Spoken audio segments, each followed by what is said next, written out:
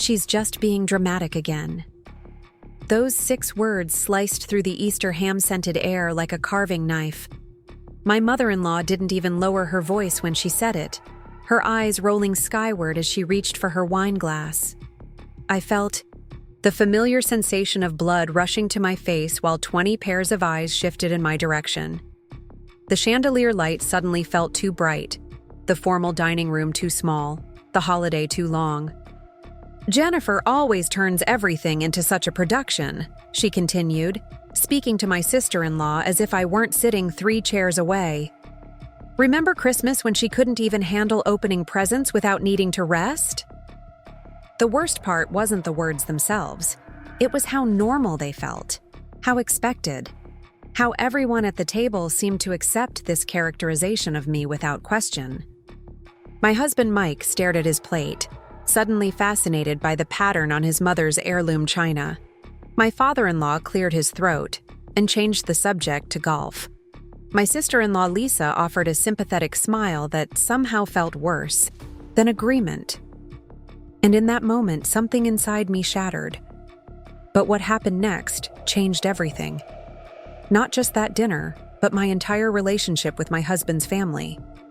It transformed how they saw me, how I saw myself, and most importantly, it taught me the power of allowing the truth to speak for itself. Before we jump back in, tell us where you're tuning in from, and if this story touches you, make sure you're subscribed, because tomorrow I've saved something extra special for you. My name is Jennifer Thompson.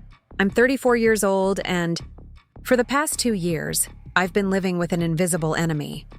It started with exhaustion that sleep couldn't touch, then joint pain that made typing on a keyboard feel like pressing my fingers against broken glass, morning stiffness that transformed the simple act of opening a bottle of orange juice into a daily defeat. After months of tests, dismissals, and being told it was probably just stress, a rheumatologist finally gave my enemy a name: fibromyalgia. An invisible chronic illness that affects millions but is still met with raised eyebrows and skepticism. "It's a diagnosis of exclusion," the doctor explained gently. "Many people won't understand." He was right about that part. I'd been teaching high school English for 11 years when my body began its rebellion. I loved my classroom, my students, the way literature opened windows to worlds my seniors had never imagined. I was the teacher who arrived an hour early and stayed until the janitors asked me to leave, the one who directed the spring play and advised the literary magazine and spent weekends grading papers at my son's soccer games. Teaching wasn't just my career. It was my identity, my purpose, my joy. When the pain made it impossible to stand for 50-minute class periods, I tried sitting on a stool. When fatigue made my thoughts scatter mid-lecture, I created more interactive lessons to give myself brief rests. When my hands couldn't hold a pen to grade papers, I switched to digital submissions and voice comments. I adapted. I persevered. I refused to give up the classroom that had become my second home. But bodies have limits that determination alone can't overcome. After collapsing in the faculty bathroom during midterms, I took a medical leave that turned into a resignation letter I wrote through tears. The school district's insurance provider questioned the legitimacy of my condition. My principal expressed disappointment in my lack of commitment. Parents whispered about how convenient.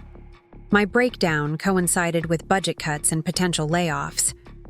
It was as if 11 years of dedication evaporated overnight, replaced by suspicion and judgment. No one took this change harder than my husband's family. The Thompsons of Fairfield County, Connecticut, where weakness was considered a character, flaw and illness was something to be overcome through proper diet and positive thinking. Sarah Thompson, my mother-in-law, had run 3 marathons after 40 and chaired every charitable committee in town. Robert Thompson was a retired orthopedic surgeon who still played tennis twice weekly at 72. Lisa, my sister-in-law, managed a financial firm while raising twins and maintaining a spotless home that regularly appeared in local magazines. They were accomplished, disciplined, and utterly incapable of understanding an illness they couldn't see. "Have you tried yoga?" Sarah would ask, her voice dripping with a solution to a problem she didn't believe existed. Mind over matter. Jennifer, Robert would pronounce over Sunday dinners. I've seen patients will themselves back to health. There are mothers with actual cancer who don't quit their jobs, Lisa mentioned once, not quite under her breath. My husband Mike, their golden child who'd followed his father into medicine as an anesthesiologist, existed in the uncomfortable space between loyalty to his family and love for his wife. He believed my pain was real. He'd seen me on my worst, days when getting to the bathroom required all my strength, but he never contradicted his parents directly. He'd change the subject, suggest we leave early, or squeeze my hand under the table in silent support. It wasn't enough, but I understood. The Thompsons were a fortress, and Mike had never learned how to scale those walls. Our son Ethan, though, he was different. At 12, he possessed a quiet perceptiveness that sometimes startled me. While the adults in his father's family saw only what I couldn't do anymore, Ethan saw what I was building in the ruins of my teaching career. Because I refused to let illness have the final word. When it became clear I couldn't return to traditional teaching, I began tutoring online. Just 3 students at first, children with learning disabilities who struggled in conventional classrooms. I created personalized materials, developed techniques that worked around their challenges, celebrated their incremental victories when the educational system had written them off as lost causes. Word spread. Parents who had watched their children shrink under the fluorescent lights of mainstream education found me through whispered recommendations. Jennifer Thompson understands. Jennifer Thompson can help. Within 6 months, I had a waiting list. Within a year, I hired my first assistant, a former special education teacher who shared my philosophy. We worked from my home office, a converted sunroom where the light didn't aggravate my migraines. I scheduled sessions around my body's rhythms, resting when fatigue crashed over me like waves, working intensely during the windows when pain receded to a dull roar. I wasn't just surviving. I was creating something meaningful from the wreckage of my former life. Ethan watched it all unfold from his perch at the kitchen counter where he did homework while I worked. He saw the color return to my face when a nonverbal student wrote his first complete paragraph. He high-fived me when the business account finally contained enough to pay for his summer camp. He helped stuff envelopes when I submitted a grant application to expand services to rural communities where special education resources were scarce. "You're like a secret superhero, Mom," he told me one night. "Everyone thinks you're just sick. But you're actually saving kids." I hugged him, this child who somehow saw beyond the narrative others had created. "It's not quite that dramatic," I laughed.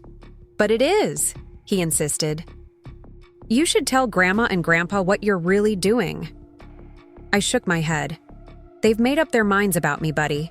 It's not worth the energy to try changing them." And that became our status quo.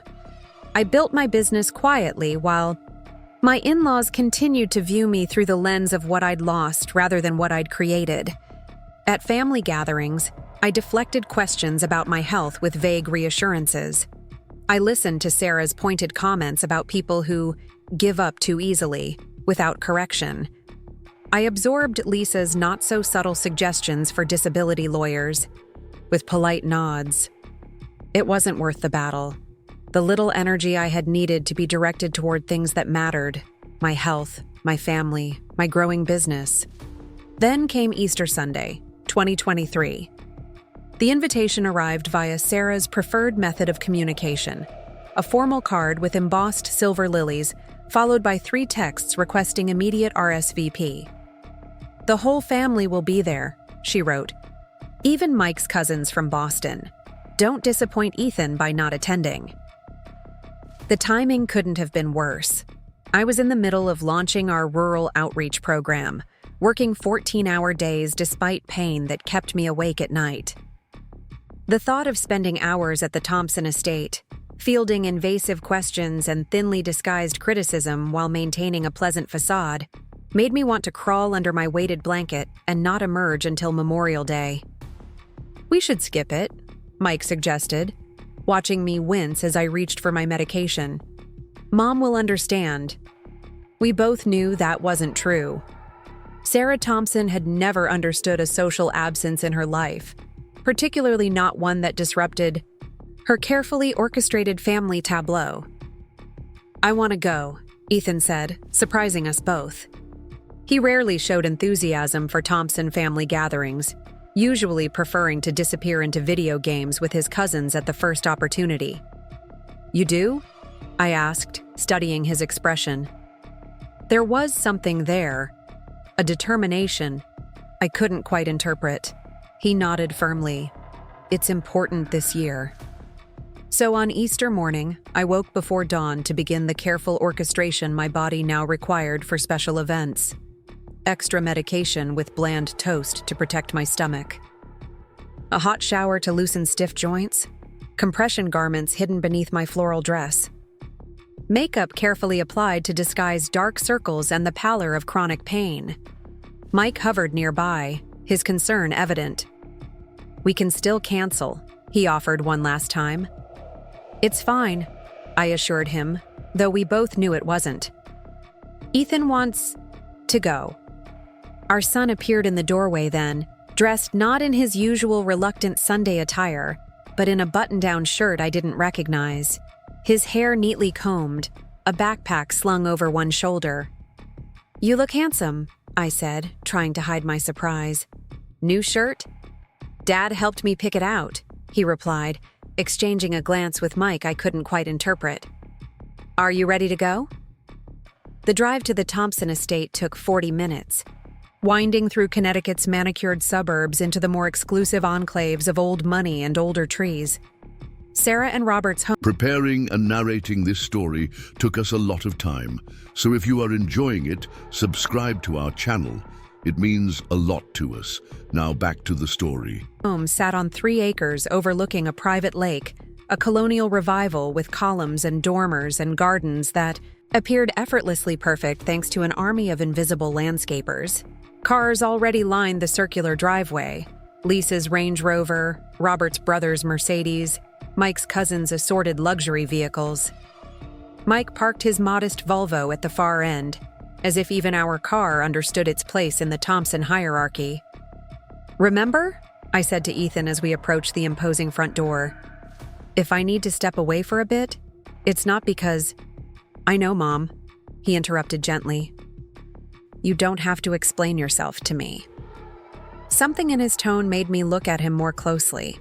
My son, no longer the little boy who needed protection from difficult truths, but emerging into someone with his own understanding of the world. When had that happened? Before I could pursue the thought, the door swung open to reveal Sarah Thompson in pastel perfection. Lavender dress, pearl earrings, silver hair shaped into its immaculate weekly coif. Her smile faltered almost imperceptibly when she saw me, her eyes performing a quick assessment. "Jennifer," she said, the faintest note of surprise in her voice. "You made it. We weren't sure if you'd be up to it." "Wouldn't miss it," I replied, the familiar social script. "Happy Easter." The house bustled with activity and smelled of lilies and roasting meat.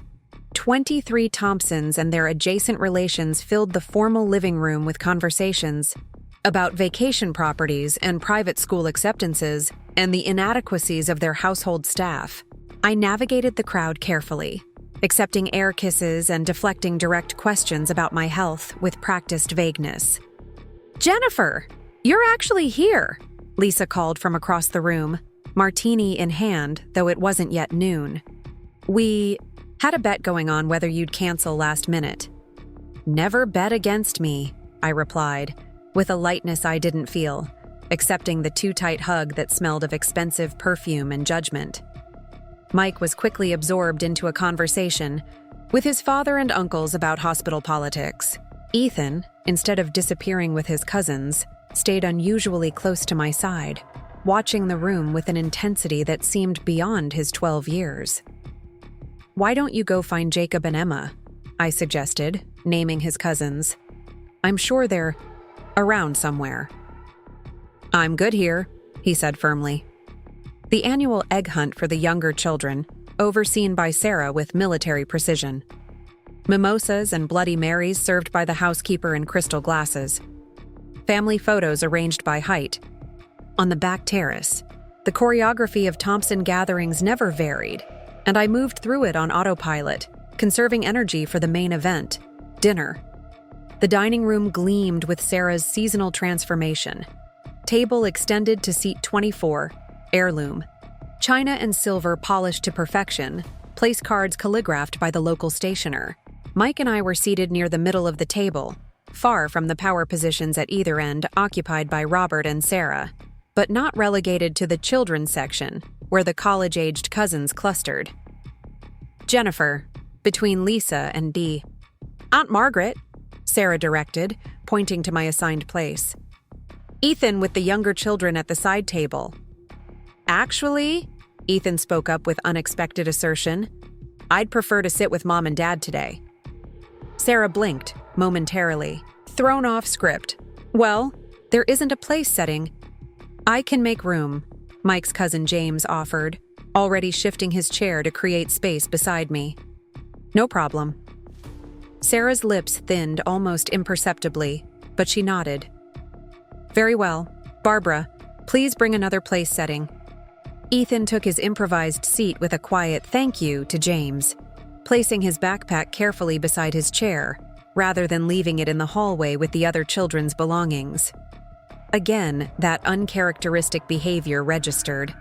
But before I could question it, Robert rose to offer the annual Thompson Easter toast, a predictable paean to family legacy and blessed abundance that never acknowledged the privilege undergirding it all. The meal progressed as most Thompson gatherings did.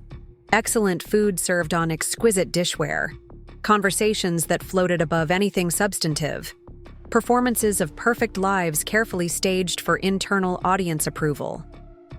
I took small portions to avoid questions about my appetite, laughed at appropriate intervals during anecdotes I barely followed, and tracked my energy reserves like an athlete monitoring oxygen levels at high altitude. It happened during the main course. Sarah, holding court at her end of the table, turned the conversation to Mike's recent presentation at a medical conference. He was brilliant, of course, she announced to the table at large. The hospital chief of staff told me they're considering him for department head next year. Pride warmed her voice, the particular tenor of satisfaction she reserved for her children's professional accomplishments. I smiled at Mike, genuinely happy for him despite the familiar sting of having my own former career referenced only in its absence. We're very proud, Robert added with an approving nod to his son. The Thompson medical tradition continues. It's wonderful Mike manages such accomplishments even with... Sarah paused, her eyes flicking briefly toward me. Additional responsibilities at home. The implication hung in the air like a chandelier crystal, delicate, transparent, but with edges that could cut if handled directly. Mom, Mike began, a rare note of warning in his voice. What? Sarah's innocence was performative. I'm simply saying you've had extra challenges this past year, with Jennifer's condition requiring so much attention. I don't require... I started, then stopped myself. This was the trap I'd fallen into countless times before. The defensive explanation, the justification, the energy-depleting attempt to correct a narrative that benefited from my supposed weakness. I'm managing just fine, I said instead, focusing on cutting a piece of ham I had no appetite for. Of course you are, dear, Sarah replied with the particular condescension she reserved for statements she didn't believe. Though I do worry about the impact on Ethan. Lisa mentioned she hasn't seen him at the last few family youth group events at church. Lisa nodded solemnly. The kids missed him at the volunteer day. Family service is so important at his age. He's been occupied with other activities, I said carefully. Like sitting at home while you rest? Sarah asked, concern dripping from words shaped like daggers. A boy his age needs structure, involvement, proper influences, especially with his mother's limitations. And there it was. The familiar pain, not the physical ache in my joints, but the deeper wound of being reduced to a problem to be managed, an obstacle in my child's development, a burden on the family's perfect narrative. "I've been helping Mom with her business," Ethan said suddenly, his young voice clear and steady in the momentary silence that followed Sarah's assessment. All eyes shifted to him, this unexpected participant in an adult conversation. "Your mother's business?" Lisa repeated, exchanging a glance with Sarah. "You mean her online tutoring? How sweet of you to call it that." The condescension in her tone was unmistakable, the diminishment of my work to a cute hobby, a pretend occupation to make the invalid feel useful. "She's just being dramatic again," Sarah said with that dismissive wave of her hand, speaking to Lisa as if I weren't present. "Always making everything sound worse than it is, aren't you, Jennifer?" My father-in-law chuckled. Lisa whispered something to her husband. The familiar knot formed in my stomach as I gripped my napkin beneath the table. Mike stared at his plate, swirling his mashed potatoes with his fork, choosing silence over confrontation, as he always did. I was ready to let it go, to smile tightly, and change the subject, to preserve the holiday peace at the expense of my dignity. It was the pattern we'd established over years. My value gradually eroded by 1,000 tiny cuts, while I stood still and allowed the bleeding. But then I felt Ethan shift beside me. I saw his spine straighten, his jaw set in an expression so like his father's moments of rare resolution that it startled me. "Grandma," he said, his voice carrying clearly down the table. "Can I show everyone something important?" Sarah looked momentarily thrown by the interruption, but recovered quickly. "Ethan, the adults are talking. Why don't you—" "It's about Mom's business," he continued, undeterred. "The one you think isn't real." A ripple moved through the gathering, the slight tension that accompanies unexpected disruption to social scripts. Sarah's smile tightened, at the corners. Robert set down his fork. Mike looked up from his plate, confusion evident in his expression. "Ethan," I whispered, uncertain what was coming, but instinctively protective. "It's okay." He looked at me then, this boy on the cusp of adolescence with eyes that held wisdom beyond his years. "No, Mom, it's not okay. They need to know." Before I could respond, he reached for the backpack he'd kept close throughout the afternoon. With deliberate movements that commanded the attention of everyone at the table, he unzipped it and removed a folder, navy blue with the State Department of Education seal embossed on its cover. "My mom didn't want me to say anything," Ethan began, his voice trembling slightly but gaining strength with each word. "She says it doesn't matter what people think as long as she knows what she's accomplished. But I think it does matter when people are wrong about someone they're supposed to care about." The air in the room seemed to still. 23 Thompsons and their adjacent relations frozen in the act of Easter dinner. Forks paused mid-journey, wine glasses suspended, conversation evaporated into expectant silence. "Ethan," Sarah began, a warning note in her voice. He ignored her, opening the folder to reveal its contents. "This is the grant my mom received last month from the State Department of Education. $150,000 to expand her online learning program for students with disabilities." He placed the official letter on the table where the Thompson family crest was woven into the runner. State letterhead with my name clearly visible beneath congratulatory language and a significant sum. "This," he continued, pulling out a glossy brochure, "is from the National Education Conference where she's been invited to be a keynote speaker next month. They're flying her to Chicago because she's developed teaching methods that help kids other teachers have given up on." The brochure joined the letter on the table, my professional headshot smiling up from its cover alongside the conference logo. "And this," Ethan said, his voice gaining confidence as he withdrew a newspaper, "was in the Sunday edition of the Connecticut Post 2 weeks ago. Education section, front page. He unfolded it carefully, revealing the headline, Innovative. Educator bridges gaps for vulnerable students. Beneath it, a photo of me surrounded by my team of 5 in our modest office space. All of us smiling as a nonverbal student demonstrated a communication device we'd helped customize. My mom works 14-hour days, Ethan continued into the silence. She has employees who depend on her. She's helping kids that nobody else could reach. And she does it all while managing pain you can't see and fatigue you can't understand.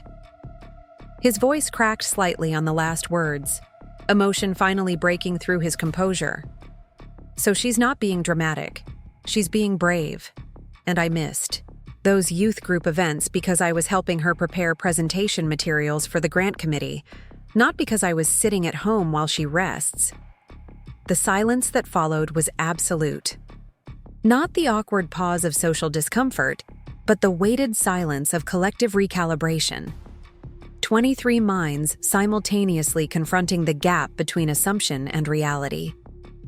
Sarah's face had drained of color, her perfectly manicured hand frozen around her wine stem. Robert stared at the newspaper as if the words might rearrange themselves into something that fit his understanding of his daughter-in-law. Lisa's expression shifted between disbelief and something that looked almost like shame. Mike was looking at me with a complex emotion I couldn't immediately identify, pride mixed with regret, recognition layered with apology for all the times he'd failed to correct the narrative himself. "Why didn't you tell us?" Sarah finally asked, her voice uncharacteristically small. The question hung in the air between us, a genuine inquiry rather than an accusation for perhaps the first time in our relationship.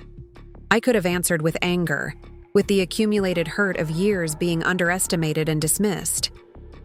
I could have listed every time they'd talked over me, ignored my attempts to share my work, assumed the worst about my character and intentions. Instead, I simply said, "You never really asked, Sarah." In that moment, something shifted between us. Not forgiveness exactly, but recognition. A crack in the foundation of assumptions that had defined our relationship for years. "The grant is very impressive," Robert offered awkwardly, adjusting his glasses to examine the letter more closely. "Competitive, I imagine." "Very," I confirmed. "Over 300 applicants for 5 awards." "And you developed the curriculum yourself?" Lisa asked, studying the brochure with newfound interest. "With my team," I said. "We've been refining it for almost 2 years now." The conversation that followed was stilted but sincere. The first genuine exchange about my work I'd ever experienced with my husband's family. They asked real questions. They listened to the answers. They recalibrated in real time their understanding of who I was and what I'd built from the ruins of my former career. Through it all, Ethan sat beside me, occasionally squeezing my hand, under the table when questions veered toward intrusive. My son, my defender, my witness who refused to let others define me by what I couldn't do rather than what I'd created. We left earlier than usual, pleading work commitments that, for the first time, the Thompsons acknowledged as legitimate. In the car, Mike reached for my hand. "I'm sorry," he said simply. "For what?" "For not standing up for you. For letting them believe what they wanted to believe. For not celebrating what you've built." I squeezed his fingers, too tired for recrimination. "You believed me. That mattered." "It wasn't enough," he said, echoing my own thoughts from years of silent dinners and deflected criticism. "No," I agreed. "But today was a start." From the back seat, Ethan watched our exchange with the quiet perceptiveness that continued to surprise me. "Are you mad I showed them your folder?" he asked. "No," I told him truthfully. "I'm grateful that you saw what needed to be done when I couldn't. I just didn't want them to keep thinking you were less than you are," he said. Simply, that night, after Ethan went to bed, I sat in my office surrounded by the evidence of what I'd built while others looked away. curriculum materials I'd created, testimonials from parents, the grant letter that validated years of invisible work. For so long, I'd told myself that external validation didn't matter, that I knew my worth regardless of others' perception. But the weight that had lifted from my shoulders after Ethan's Easter revelation told a different story. There was power in being seen accurately, in having the narrative corrected, in standing fully in the truth of who I was rather than who others assumed me to be. The days and weeks that followed brought subtle shifts in my relationship with the Thompsons. Sarah called to ask about the conference preparations with hesitant sincerity. Lisa shared an article about educational technology with a note that read, "Thought of you." Robert mentioned my program to a colleague whose grandchild struggled with traditional learning environments. Small steps, imperfect recognitions, but movement nonetheless. More importantly, something shifted within me. I began speaking about my work without qualification or diminishment. I stopped hiding my professional accomplishments behind vague descriptions. I claimed my expertise in conversations without the constant internal calculation of whether others would believe or dismiss me.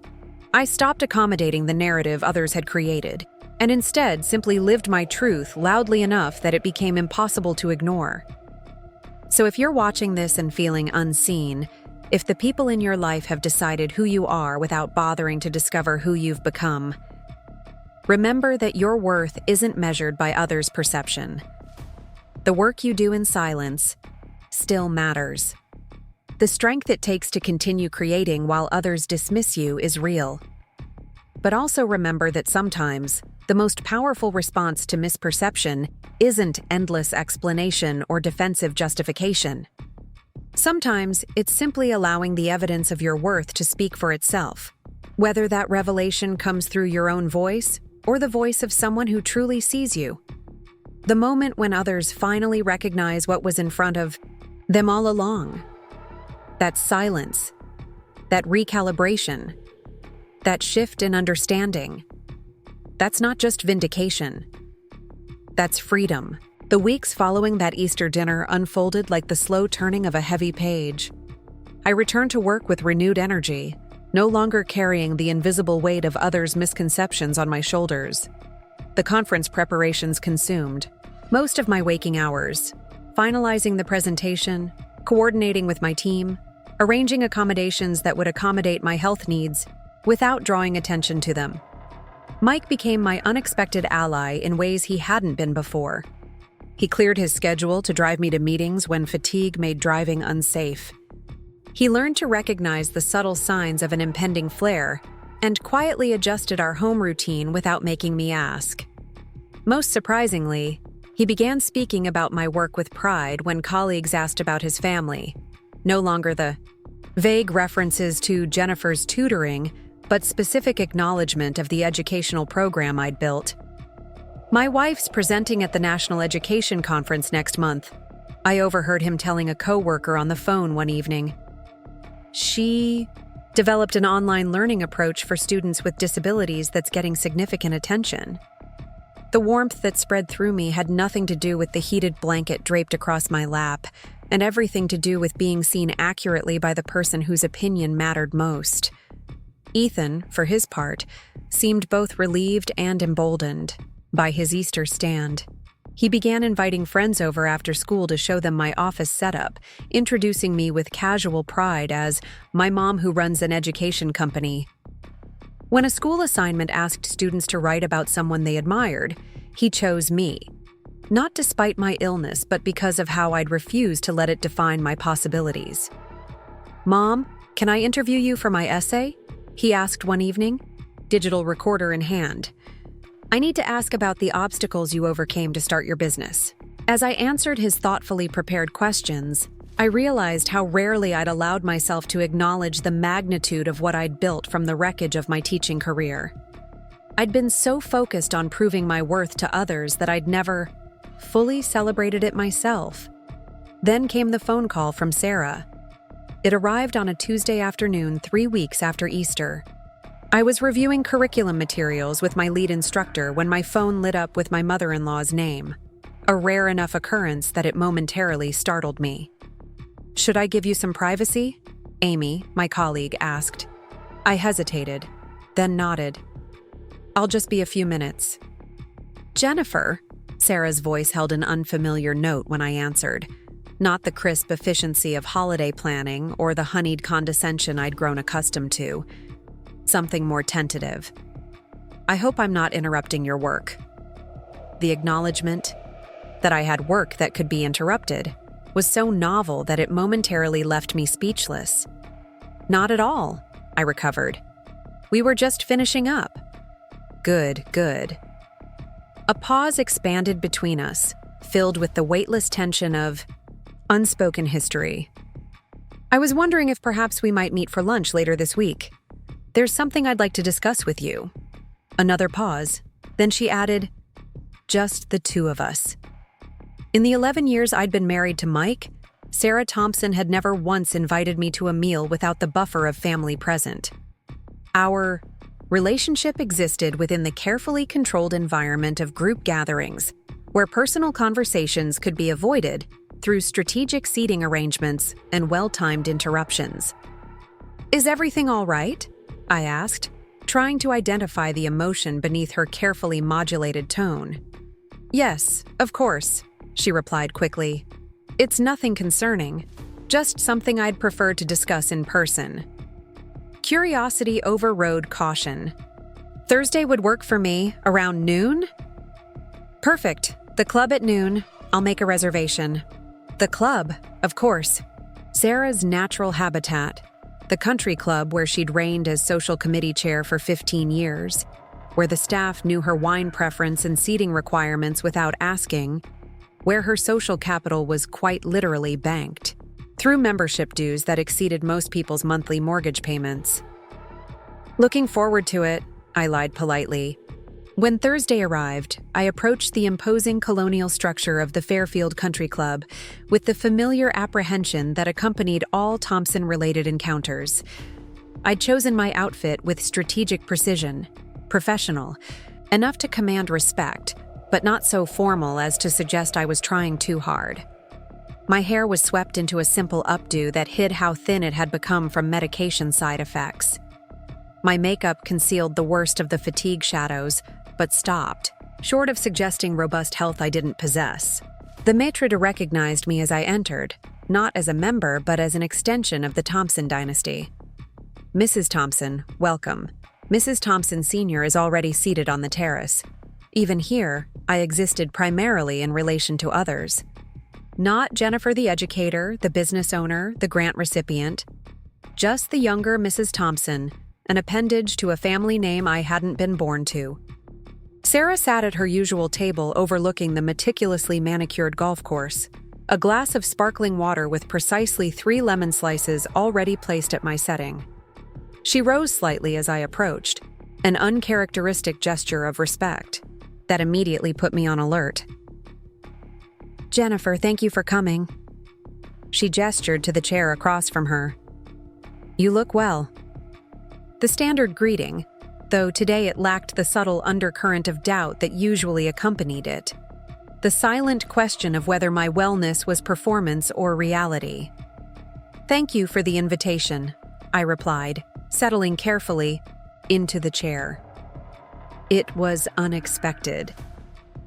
A server appeared instantly to recite the day's specials and take our orders. Sarah selected her usual, the salmon salad, dressing on the side. I chose the soup and half sandwich, conscious of both my unpredictable digestive system and the significantly lower price point. "Put it on my account," Sarah told the server before I could reach for my wallet. "And bring us a bottle of the Pellegrino."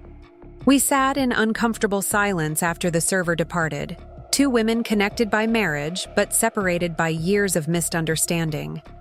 Sarah fiddled with her napkin, a nervous gesture I'd never witnessed from a woman who prided herself on composure in all circumstances. "I've been thinking about Easter," she finally said, meeting my eyes directly. "About what Ethan showed us. About your work." I nodded, waiting. Sarah Thompson rarely began conversations without knowing precisely where they would end. You an apology, she continued, the words clearly rehearsed but no less significant for their preparation. I've made assumptions about your situation that were uninformed, incorrect. The admission, so contrary to the Sarah Thompson I'd known for over a decade, momentarily left me without response. I think perhaps I didn't want to see what you were building, she continued into my silence. It was easier to believe you were simply ill than to acknowledge you were creating something meaningful despite being ill. The insight surprised me, not just the acknowledgement itself, but the self-awareness behind it. Sarah had never struck me as someone capable of examining her own motivations with such clarity. Why would that be easier? I asked, genuinely curious. She took a careful sip of water, composing her thoughts. Because illness is simple, straightforward, something to be overcome through proper medical care and sufficient willpower. But what you're doing? She gestured vaguely with manicured fingers. Creating an entirely new approach to education, while managing chronic pain. That's complex. That's not something my understanding of the world easily accommodates. The server returned with our drinks, providing a momentary reprieve from the intensity of the conversation. I watched Sarah arrange her silverware with the precision that characterized everything she did, and realized I was seeing something I'd never witnessed before. Sarah Thompson uncomfortable, uncertain, recalibrating. Robert and I come from a generation that views health very differently, she continued once we were alone again. Physical weakness was something to be conquered, not accommodated. Illness belonged in hospitals, not in daily life. When you became sick, when you left, teaching. I'm afraid I placed you in a category my mind understood, rather than trying to understand what your experience actually was. I took a slow breath, measuring my response. This was the most honest conversation we'd ever had, and I didn't want to close the door she seemed to be tentatively opening. It's been difficult, I acknowledged, having an invisible condition that others can't see or understand. Some days I look perfectly normal while feeling like I'm moving through quicksand. Other days the pain is visible despite my best efforts to hide it. There's no consistent narrative for others to follow. Sarah nodded slightly. I imagine that inconsistency made it easy for people like me to doubt you. It did, I confirmed. And eventually, it became easier not to try explaining anymore. Our food arrived, her salad artfully arranged, my soup steaming in a porcelain bowl. We ate in silence for a few moments, the admission hanging between us like a delicate bridge neither wanted to disturb with careless words. I've been reading about fibromyalgia, Sarah said finally, pronouncing the word carefully, as if testing unfamiliar language. The medical literature is less definitive than I would have expected. Coming from a surgeon's wife who viewed the medical establishment with near religious reverence, this was a significant concession. For Sarah Thompson, medical ambiguity was tantamount to chaos, an acknowledgement that science had limits, that some experiences existed beyond easy categorization. It's a frustrating condition, I agreed, for patients and doctors alike. And yet, she continued, setting down her fork with precision, you've managed to build this program, this business, despite everything. For the first time, I heard genuine admiration in her voice. Not the patronizing approval she offered when someone fulfilled her predetermined expectations, but something approaching respect for a path she hadn't anticipated or understood. I had to adapt, I said simply. Teaching was my identity for so long. When I couldn't do it in the traditional way anymore, I had to find another approach. The online format allows me to work around my limitations, resting when necessary, scheduling around pain cycles, creating systems that don't require my constant physical presence. It's quite impressive, actually, Sarah said, the admission clearly difficult for her. Robert looked into the grant you received. The competition was significant. I nodded, allowing myself a moment of pride. Over 300 applicants for 5 awards. We didn't expect to be selected, honestly, but our outcomes data was compelling. The progress our students have made compared to traditional interventions. And you developed the methodology yourself? With my team, I clarified. Amy was a special education teacher for 15 years before joining me. Devin has a background in educational technology. Marlene specializes in adaptive communication devices. We each bring different expertise. Sarah listened with uncharacteristic attentiveness, asking occasional questions that revealed she'd done more than cursory research into my field. Beneath her perfect blonde coif and country club attire, Sarah Thompson had always possessed a formidable intelligence. I'd simply never been the beneficiary of its focus before. As we finished our meals, she reached into the designer handbag hanging from her chair and withdrew an envelope. "The real reason I asked you here today," she said, sliding it across the table toward me. "I'd like to make a donation to your program." I stared at the envelope without touching it, suspicion rising instinctively. In the Thompson family, money was rarely separated from control. Financial gifts came with invisible strings attached: expectations, obligations, the unspoken debt of gratitude that Sarah collected like interest. "That's very generous," I said carefully, "but not necessary." "I understand your hesitation," she replied, surprising me again with her perception. "But this isn't charity, Jennifer. It's an investment in something worthwhile." I still didn't reach for the envelope. "The check is made out to your organization, not to you personally," she continued, "and it comes without conditions. Use it for whatever aspect of the program needs funding: equipment, staffing, expansion. I've included a formal donation letter for your records." The precision of her preparation, understanding that my hesitation would be about both personal pride and professional boundaries, caught me off guard. This wasn't the impulsive gesture of someone seeking easy redemption. This was the calculated action of a woman who had done her homework. "Why?" I asked directly. Sarah seemed to appreciate the straightforwardness of the question. She considered it for a moment, her perfectly manicured hands folded on the table before her. "Because I was wrong," she said finally. "Not just about you, but about what constitutes meaningful work, meaningful contribution. I've spent my life defining success very narrowly: professional prestige, financial achievement, social position. Your path doesn't fit those parameters, but it's no less significant for its difference." The admission seemed to cost her something, a small crack in the worldview that had structured her entire adult life. "And," she added more softly, "because Ethan is very proud of you." That day at Easter, watching him defend you with such conviction, it made me realize how much I've underestimated both of you. I reached for the envelope then, accepting both the donation and the complex apology it represented. "Thank you, Sarah. This will help expand our services to several families currently on our waiting list." She nodded, satisfied, then hesitated, before adding, "I'd like to understand more about what you do. Perhaps I could visit your office sometime, see your program in action?"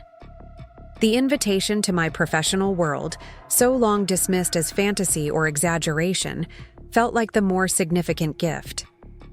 "We have a group session for nonverbal students every Tuesday afternoon.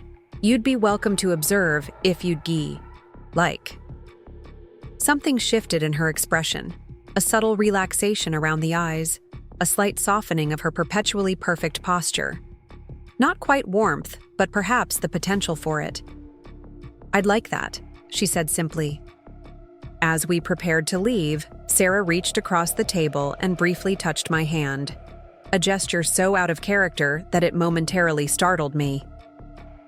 "I want you to know," she said with uncharacteristic awkwardness, "that I've spoken to Lisa about her comments at Easter, and to Robert. We've been unkind in our assumptions." The acknowledgement hung between us, not quite an apology, but a recognition of harm done. From Sarah Thompson, It was perhaps the most I could expect. "Thank you for lunch," I said, accepting the olive branch without demanding more. "And for the donation. It will make a real difference for our students." She nodded, composure returning as we moved back into more comfortable territory. Practical matters rather than emotional. "Reconciliation. Will you need any assistance preparing for the conference next month? Robert has contacts at several Chicago hospitals if you need medical contingencies arranged." The offer, practical support rather than judgment about my limitations, represented yet another shift in our relationship. "That's thoughtful. I'll let you know if anything comes up." We parted in the club's marble-floored lobby with the formal air kisses that constituted physical affection in Sarah's world. As I walked to my car, I realized I felt different. Not the usual exhaustion that accompanied Thompson family encounters, but something lighter. Not hope exactly, but perhaps the absence of dread about future interactions. That evening, I told Mike about the lunch while we prepared dinner together. A new routine we'd established since Easter, with him taking on more of the physical tasks while I directed from a chair at the kitchen island. "She donated to your program?" he asked, eyebrows raised in surprise as he chopped vegetables. "A substantial amount?" "Enough to cover equipment for 5 more rural students," I confirmed, reviewing curriculum materials while we talked. "And she wants to observe a session next week." Mike set down his knife, turning to face me fully. "Mom never visits people's workplaces, ever. Not even Dad's hospital." "I know," I said, looking up from my tablet. "It's unexpected. It's more than that," he said, leaning against the counter. "It's unprecedented. She's never admitted being wrong about anything in her entire life. Trust me, I have 39 years of evidence." I smiled at his wonder, at the slight disruption of his understanding of his mother. People can surprise you sometimes. He came around the island, then, bending to kiss me with unexpected tenderness. "You've been surprising me for years. Maybe it's finally rubbing off on my family."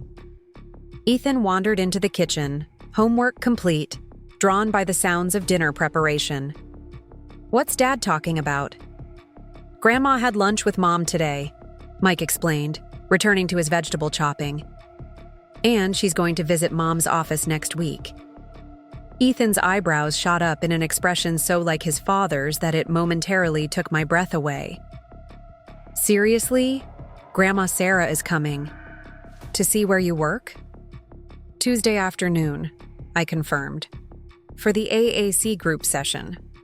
He considered this information with the careful deliberation that characterized his approach to everything. "That's good, right? That she wants to see what you actually do instead of just making stuff up about it?" The astuteness of his assessment, cutting through adult complexities to the essential truth, made both Mike and me laugh. "Yes," I agreed. "That's very good." "Will you need to hide your medication and stuff?" he asked, the question revealing how much he'd noticed over the years. My careful choreography of managing symptoms without drawing attention to them, particularly around the Thompsons. "No," I said after a moment of consideration. "I don't think I will." That night, lying beside Mike in the darkness of our bedroom, I found myself thinking about identity, how it shapes us, how others perceive it, how it evolves through circumstance and choice. For so long, I'd been defined by absence in the Thompson worldview. The absence of traditional employment, the absence of perfect health, the absence of the daughter-in-law they'd expected Mike to bring home. Now, for the first time, I was being seen for what was present rather than what was missing. Not completely, not perfectly, but enough to create a crack in the narrative that had defined our relationship for years. "What are you thinking about?" Mike asked, sensing my wakefulness. "Your mother," I admitted, "and how people can hold contradictory truths about each other." He shifted to face me in the darkness. "What do you mean?" "I'm thinking about how it's possible to be both wrong about someone and right about them simultaneously. How Sarah was wrong about my capabilities but right about the limitations illness places on my life. How I was wrong about her capacity for change but right about her judgment of things she doesn't understand. Mike was quiet for a moment, considering. Do you think people can truly change their perceptions once they've decided who someone is? I think, I said slowly, that change usually happens in small shifts rather than dramatic reversals. Your mother didn't suddenly see me completely differently after Easter, but she saw enough to question her assumptions, enough to create space for a new understanding to begin forming. He reached for my hand in the darkness. I'm sorry it took so long, that I didn't do more to correct the narrative myself. You were caught between loyalties, I acknowledged. And perception isn't something that can be forced. It has to come from authentic recognition. Still, he insisted, I should have been braver. I squeezed his fingers, recognizing that this conversation was more about his reconciliation, with himself than with me. We're all learning, Mike, even Sarah. The following Tuesday, I prepared my office with more care than usual, not to impress Sarah, but to ensure my students would have the comfortable, familiar environment they relied on. The afternoon group consisted of 5 children with various communication challenges, from selective mutism to nonverbal autism. We used a combination of technology and traditional methods to help them develop communication skills that worked for their specific needs. At precisely 3:45, Sarah arrived. 15 minutes early, as was her custom for all appointments. She wore a tailored blazer over slim trousers. Her only concession to the educational environment, a slightly lower heel than her country club standard. Her hair was perfect, her makeup flawless, her posture impeccable. Yet something in her demeanor had shifted, a slight softening around the eyes, a deliberate effort to tone down the intimidating presence she typically wielded like armor. Thank you for coming, I greeted her, leading her to a chair positioned where she could observe without disrupting the session. The students will be arriving soon. Their parents usually drop them off directly from school.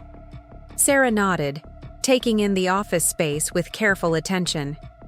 Unlike our home, which she'd visited multiple times without truly seeing, this environment was entirely new to her, my professional domain rather than my domestic one. You've created a very functional space, she observed, noting the adaptive workstations, the technology arranged for easy access, the visual supports that line the walls. It's quite comprehensive. Coming from Sarah, who viewed aesthetic as paramount in all environments, the acknowledgement of functionality as value was significant. Each element serves a specific purpose, I explained, pointing out features she might not recognize. The lighting is adjustable because many of our students have sensory sensitivities. The privacy dividers can be moved to create individual or group spaces depending on the day's goals. The technology is positioned at different heights to accommodate various physical needs.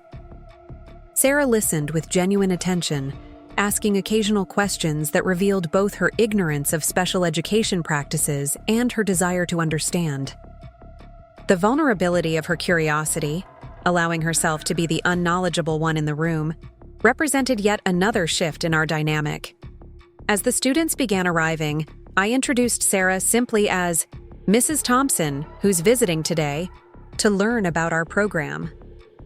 No mention of family connection, no emphasis on her status or relationship to me.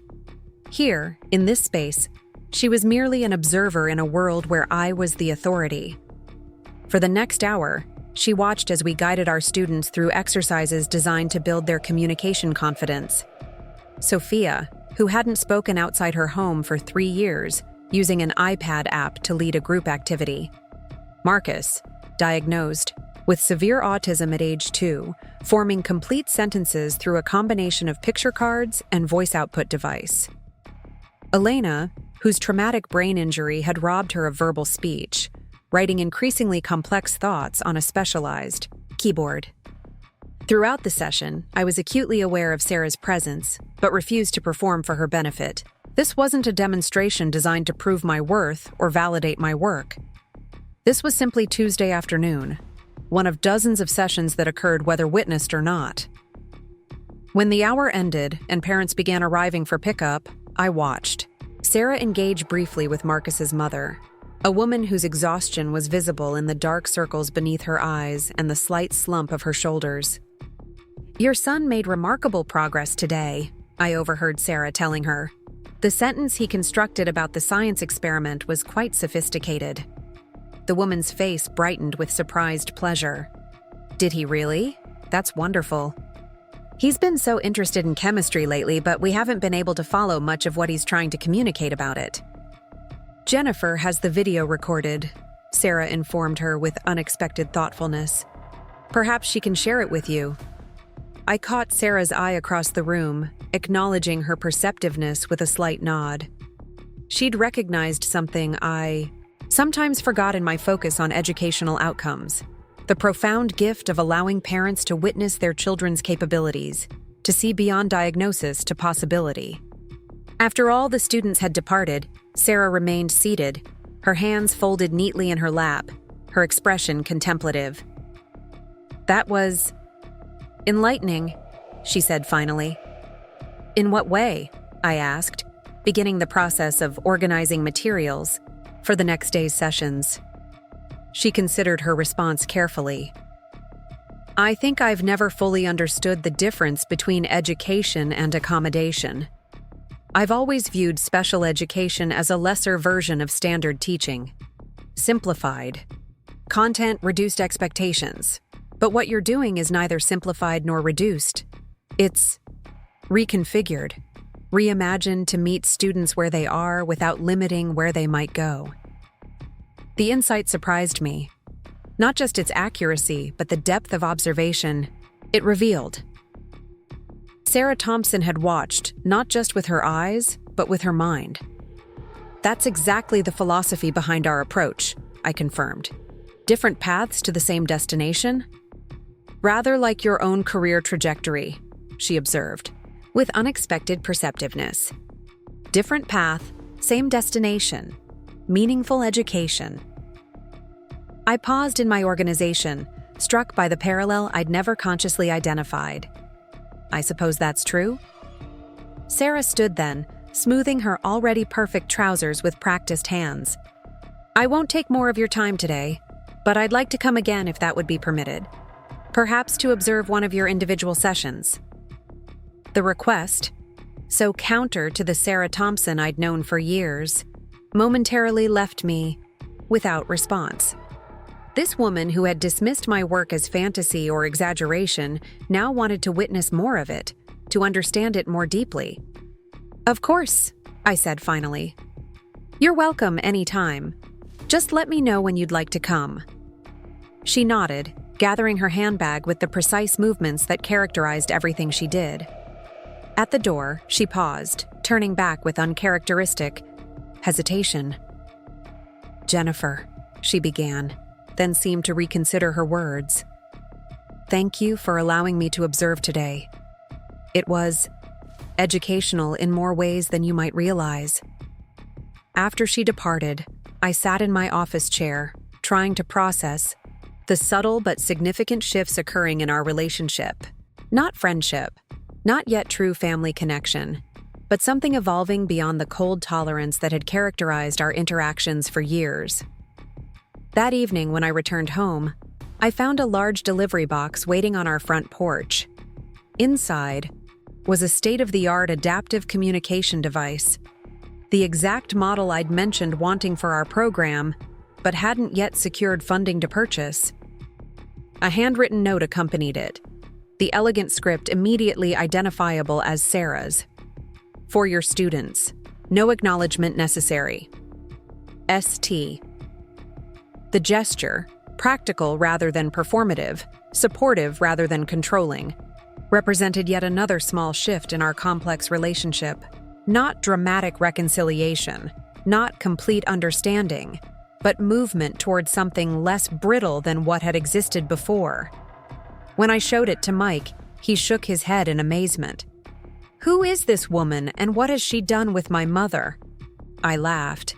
But beneath the humor lay a more profound realization that people are rarely as fixed in their perspectives as we believe them to be. That sometimes, all it takes to begin changing a narrative is one moment of clear seeing. One crack in the foundation of assumption. One truth too powerful to dismiss. As I integrated the new device into our program over the following weeks, I thought often about visibility, about how much of our lives happens beyond the witness of others, about how easy it is to fill those unseen spaces with assumption, rather than curiosity, about how powerful it is to be truly seen after years of invisibility. Easter dinner had changed something fundamental in my relationship with the Thompsons, but the more significant change had happened within me. I no longer measured my worth against their perception. I no longer hid my accomplishments behind modest deflection. I no longer apologized for the reality of my health limitations while simultaneously downplaying their impact. I existed fully, complexly, honestly, a woman building something meaningful from the ruins of a different dream, a professional creating new pathways for overlooked students, a person managing illness without being defined by it. And in that fullness, that complexity, that honesty, I found a freedom that no external validation could provide. The freedom of self-definition, of living truthfully whether witnessed or not. For so long, I had believed that being seen accurately by others was the goal, the validation I sought, the recognition I craved. But what Easter and its aftermath had taught me was that the true liberation came not from others' perception, but from my willingness to stand firmly in my own reality, regardless of whether others acknowledged it. Ethan had given me that gift, not just by revealing my accomplishments to those who had dismissed them, but by showing me through his unwavering belief that external validation had never been necessary. My worth had always existed independently of others' ability to perceive it. As I prepared for the upcoming education conference, gathering materials and finalizing my presentation on adaptive online learning, I realized I was approaching it differently than I would have before Easter.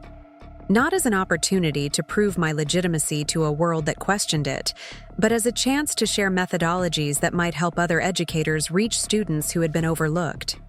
The validation wasn't the point anymore. The work itself was.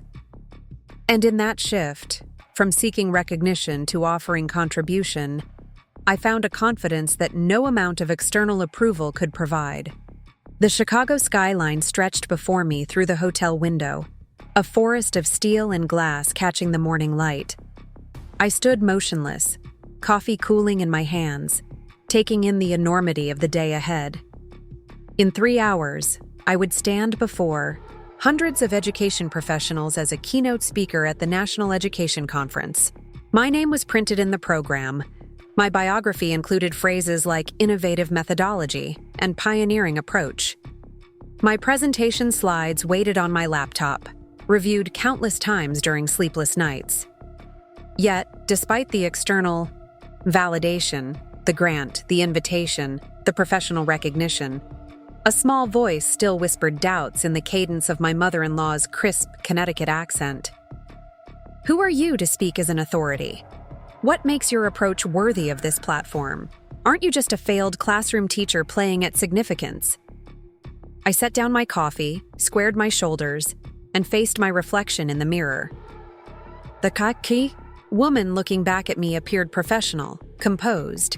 Gray blazer over a simple blouse, hair neatly styled to frame my face, makeup applied with careful attention to hide the shadows of chronic fatigue. Nothing in my appearance betrayed the knot of anxiety tightening in my chest, or the ache beginning to spread through my joints, the familiar warning signs of a stress-triggered flare. A gentle knock at the connecting door interrupted my spiral of doubt. "Mom," Ethan's voice came through the wood. "Are you up? Come in," I called, smoothing my blazer reflexively. The door opened to reveal my son, looking unexpectedly grown up, in the button-down shirt and khakis we'd purchased for this trip. At 12, he stood at the awkward threshold between child and teenager, still young enough to accompany his mother on a business trip with excitement rather than reluctance, old enough to understand the significance of the occasion. "Dad's getting breakfast," he informed me, eyeing the untouched coffee on the desk. "He said to make sure you eat something before your presentation." "I will," I promised, though my stomach felt too tight for food. Just finishing getting ready. Ethan studied me with the perceptive gaze that had always seen through my careful facades. "You're nervous," he observed. Not a question, but a statement. I considered deflecting, then decided against it. We had moved beyond such pretenses, he and I. "Yes," I admitted. "More than I expected to be." He crossed the room with unexpected purpose, picking up the conference lanyard lying on the desk. My name and credentials printed alongside the conference logo, the word "Speaker" emblazoned in bold red letters. He held it out to me with a solemnity that belied his years. "You know that family from Nebraska who emailed you last week?" he asked. "The one whose son started talking again after using your program?" I nodded, remembering the message that had arrived days before we left for Chicago.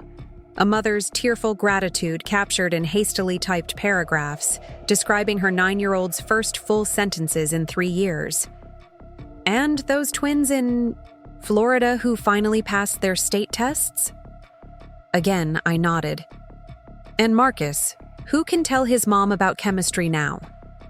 Ethan continued, still holding the lanyard between us like tangible proof of something I couldn't quite see. "That's why you're here. Not because some committee thought you were smart, or because you have fancy slides, because what you built actually helps real kids." The simplicity of his perspective, cutting through academic jargon and professional posturing to the essential purpose of my work, momentarily left me speechless. This child, who had witnessed both my collapse and my reinvention, understood something I had somehow lost sight of amid conference preparations and expert credentials. "When did you get so wise?" I asked, accepting the lanyard and slipping it over my head. He shrugged, the brief moment of solemnity dissolving into the casual awkwardness of early adolescence. "Probably from all those philosophy books you make me read." I laughed, tension easing from my shoulders. "Of course, it couldn't possibly be your natural brilliance." "That too," he agreed with a grin. "Come on, Dad texted that he found a place with good pancakes." As we left the hotel room, I realized that Ethan had given me exactly what I needed. Not reassurance about my professional qualifications, but reconnection to the purpose that had driven me to build something new from the ruins of my teaching career.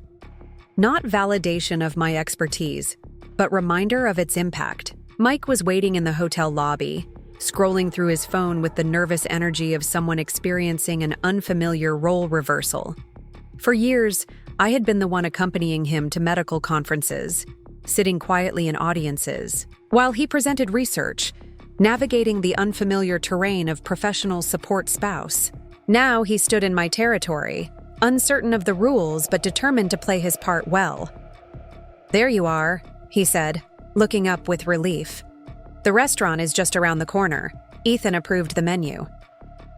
"Chocolate chip pancakes are a," Son confirmed solemnly. "Very important for brain function on presentation days." As we walked the short distance to the restaurant, I felt Mike's hand find mine, his fingers giving a gentle squeeze of reassurance. "How are you feeling?" he asked quietly, the question encompassing both professional nerves and physical well-being. "Present," I answered truthfully. "Fully present." Breakfast passed in a blur of pancakes and coffee, last-minute presentation. Advice from Ethan. "Just talk normal, Mom, not like you're reading from a textbook." And Mike's calm reassurance as he reviewed the day's schedule once more. "I'll take Ethan to the Shed Aquarium while you're presenting," he reminded me. "We'll meet you back at the conference center for the Education Technology panel at 3. Then dinner with the grant committee at 7. And I get to come to that part." Ethan added proudly. Because I'm a stakeholder. The term, picked up from overhearing my business conversations, made both Mike and me smile. A very important one, I agreed. As we approached the conference center, my phone chimed with an incoming message.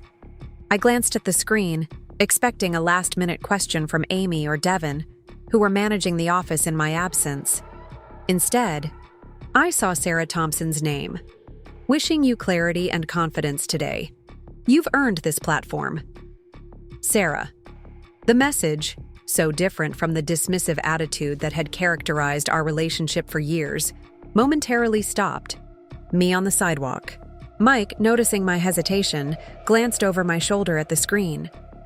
"Mom texted you?" he asked, surprise evident in his voice.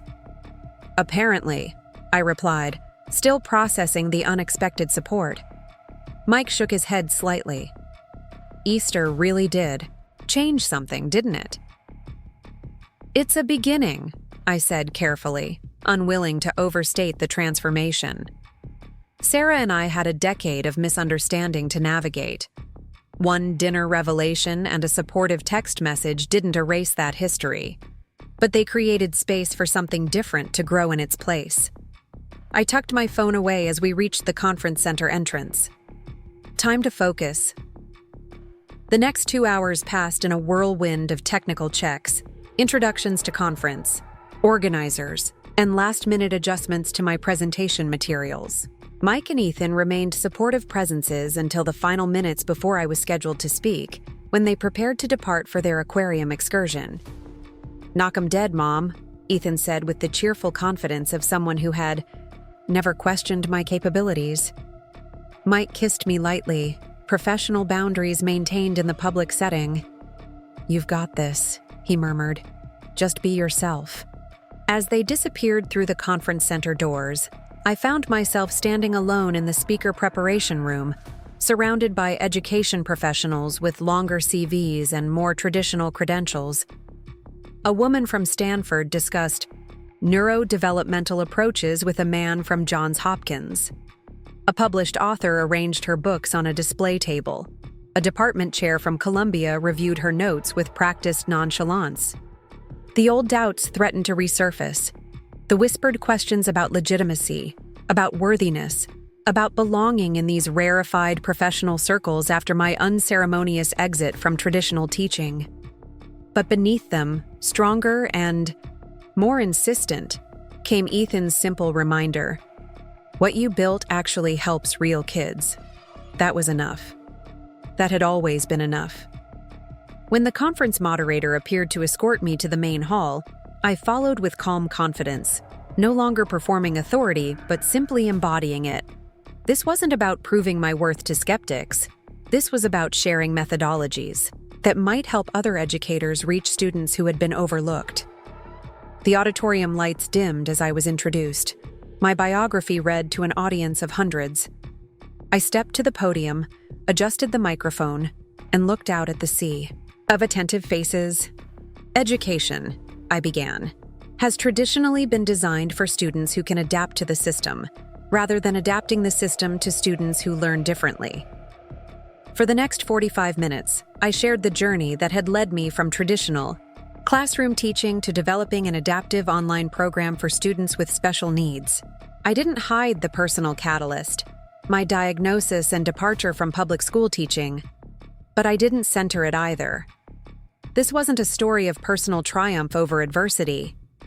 This was a methodological presentation about educational access, about technological adaptation, about measuring progress through personalized metrics rather than standardized assessments. I showed videos of students making breakthrough communications, shared data from our 2-year outcomes study, outlined the specific techniques that had yielded the most significant results.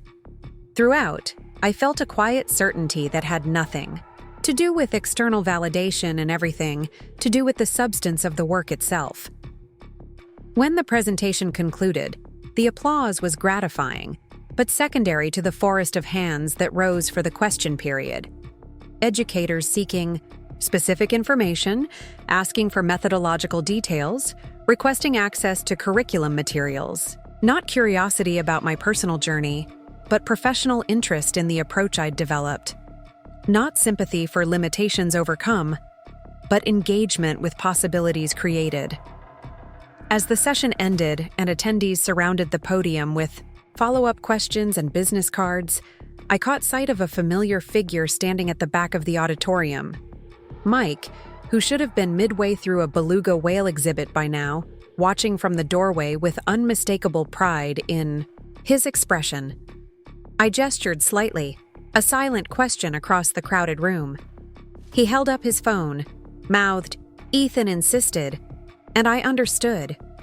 My son had wanted his father to witness this moment, not for my sake, but for Mike's, to see me not as his wife who had faced health challenges, but as a professional making genuine contribution to my field.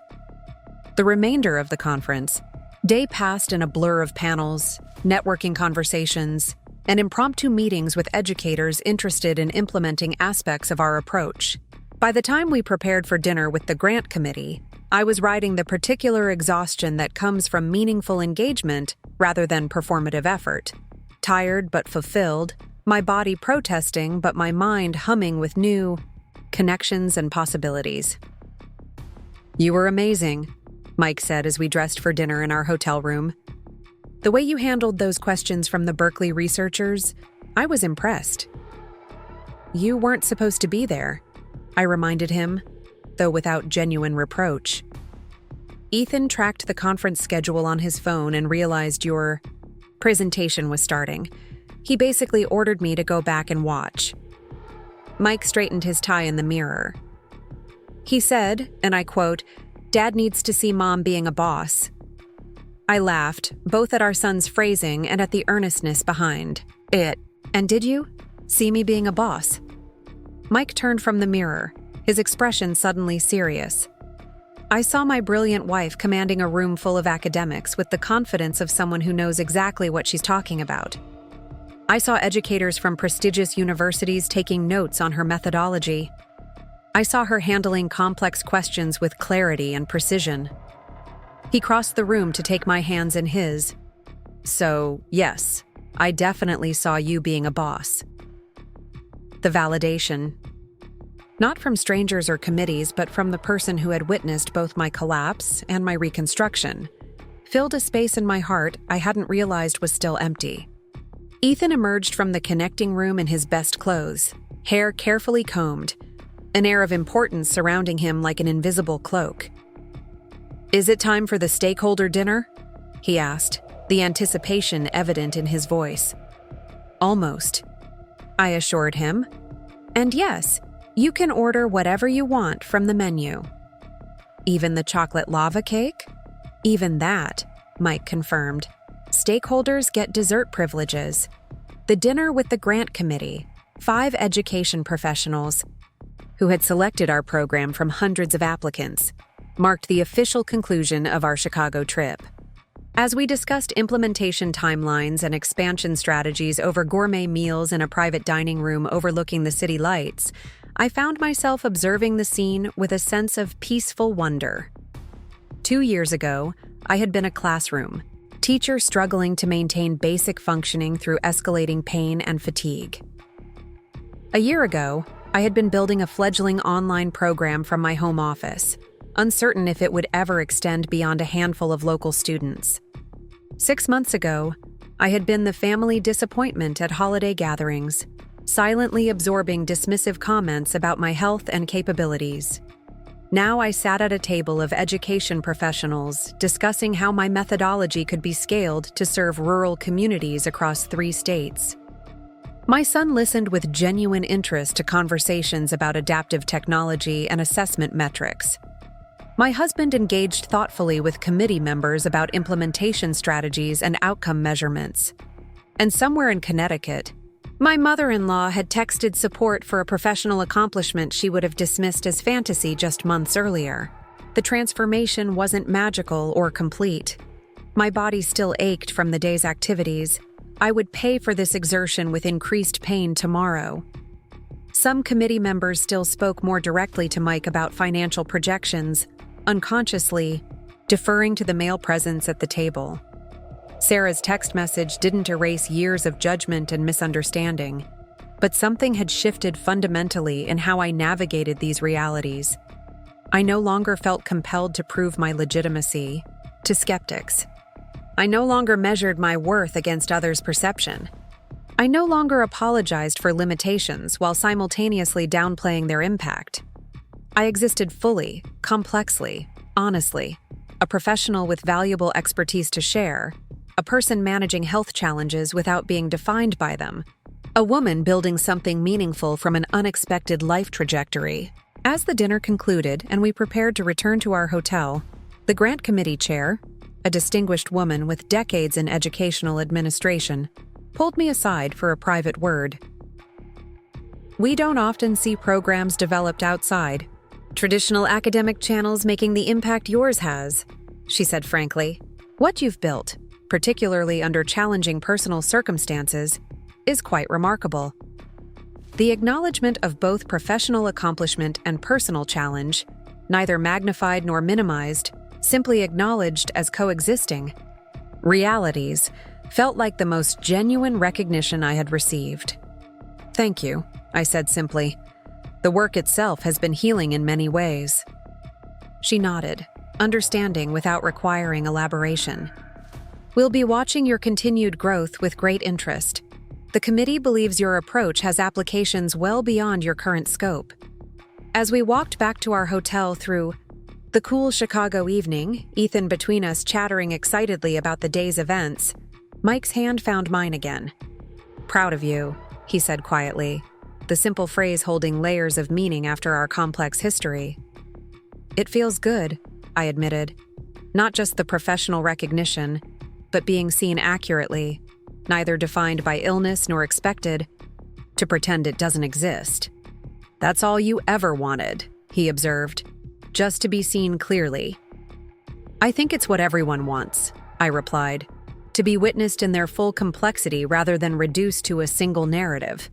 Later that night, after Ethan had fallen asleep in the connecting room and Mike had dozed off beside me, I sat by the hotel window looking out at the Chicago skyline. The city lights blurred slightly as fatigue set in, my body demanding payment for the day's expenditure of energy. I reached for my phone, intending to set my alarm for our early departure, and saw Sarah's message still on the screen. "Wishing you clarity and confidence today. You've earned this platform." After a moment's consideration, I typed a response. "Thank you, Sarah. Your support meant more than you might realize." I didn't expect an immediate answer given the late hour, but within moments the screen lit up with her reply. "I've been following the conference hashtag. Several attendees posted positive comments about your presentation. Well-deserved recognition." The message, evidence that Sarah had not only wished me well, but had actively sought information about how my presentation was received, represented yet another small shift in our relationship. Not dramatic reconciliation, not complete understanding, but movement towards something more authentic than what had existed before. I thought briefly about the Sarah Thompson I had known for the past decade, the impeccably composed woman who measured worth through traditional markers of success, who viewed illness as weakness to be overcome through sheer determination, who had dismissed my professional efforts as fantasy or exaggeration. That Sarah still existed. The fundamental components of her personality and worldview hadn't magically transformed because of one Easter dinner revelation. But something had cracked in her perception of me, creating space for curiosity where certainty had previously reigned. She was watching, listening, reconsidering, not completely or perfectly, but genuinely. And that was its own kind of miracle. When we returned home from Chicago 2 days later, life resumed its familiar rhythms: morning medications, carefully, scheduled work sessions, balancing professional demands with physical limitations. The conference accolades and committee dinner faded into memory, replaced by the everyday reality of running a growing educational program while managing chronic illness. What remained, however, was a fundamental shift in how I carried myself through that reality. The confidence wasn't performative anymore. It was cellular, integrated into the basic understanding of who I was and what I had created. I no longer braced for dismissal when describing my work. I no longer minimized accomplishments to avoid appearing boastful. I no longer separated my professional identity from my health reality, as if the two couldn't coexist in honest conversation. This internal shift manifested in unexpected external ways. During a parent-teacher conference at Ethan's school, I introduced myself to his science teacher with my full professional title, rather than the vague, "I work in education," I had previously offered. When a neighbor asked about my home office setup, I explained its purpose with straightforward pride rather than self-deprecating deflection. Most significantly, when Lisa called to invite us to her twins' birthday celebration, I negotiated terms that would accommodate my health needs without apology or justification. "We'd love to come," I told her, "but I'll need to arrive later and leave earlier than the main party. I have limited energy for social events, especially outdoors." In the past, I would have either declined entirely to avoid explaining limitations or pushed myself beyond capacity and suffered the consequences privately. The middle path, attendance with clear boundaries, represented a new approach to family dynamics that prioritized honest participation over perfect performance. To my surprise, Lisa accepted these terms without the dismissive commentary I had expected. "Of course," she said simply. "We'll make sure there's a comfortable seating area in the shade for when you need to rest. The twins really want Ethan to be there, and they've been asking about you since Easter." The accommodation, so matter-of-fact, so lacking in judgment, momentarily left me without response. "Thank you," I managed finally. "That's very thoughtful." "It's the least we can do," Lisa replied, an undertone of something like regret in her voice. "We haven't always been." She paused, seemingly searching for the right words. "We haven't always made things easy for you, have we?" The acknowledgement, not quite an apology, but an admission of awareness, hung between us, unexpected and fragile. "It's been complicated," I offered, neither absolving nor accusing. "Yes," she agreed. "It has." When we arrived at the birthday celebration, a lavish backyard affair with professional entertainment and catering that characterized all Thompson events, I found that Lisa had indeed arranged a comfortable seating area beneath a large tree, positioned to allow participation without requiring constant movement or direct sun exposure. More surprisingly, she had placed Ethan's wrapped gift on a side table with a note reading, "From Ethan and Jennifer," the first time my contribution had been acknowledged in family gift-giving rituals. The small gesture of inclusion, of recognition, that I existed as an individual rather than merely an extension of Mike or a caretaker for Ethan, felt more significant than it should have. Sarah arrived midway through the party, making her usual grand entrance in perfectly coordinated summer attire. She circulated through the gathering with practiced social grace, greeting guests and complimenting the elaborate arrangements. When she eventually made her way to my shaded seating area, I prepared myself for the usual performance of concern masking judgment. The tilted head, the lowered voice, the pointed inquiries about my health designed to emphasize difference, rather than connection. Instead, she settled into the chair beside me with uncharacteristic directness. "The Chicago presentation seems to have been quite successful," she observed. "The education blogs are still discussing your methodology." Not a question about how I was feeling. Not a comment on my early arrival or planned early departure. Not a subtle critique disguised as concern. Just straightforward acknowledgement of professional accomplishment. It generated more interest than we expected, I confirmed. "We've had 17 school districts request program information since the conference." Sarah nodded, accepting the information without dismissal or exaggeration. "Robert has a colleague on the board at Greenwich Academy who expressed interest after reading about your rural outreach program. I took the liberty of sharing your contact information with him. I hope that was acceptable." The offer of professional connection, treating my work as legitimate rather than humoring a hobby, represented yet another shift in our relationship. "Of course," I said. "Thank you for thinking of it." Sarah glanced across the lawn to where Ethan was engaged in an animated conversation with his cousins, gesturing enthusiastically as he described something to their rapt attention. "He's quite proud of you," she observed, "at Easter, when he stood up for you.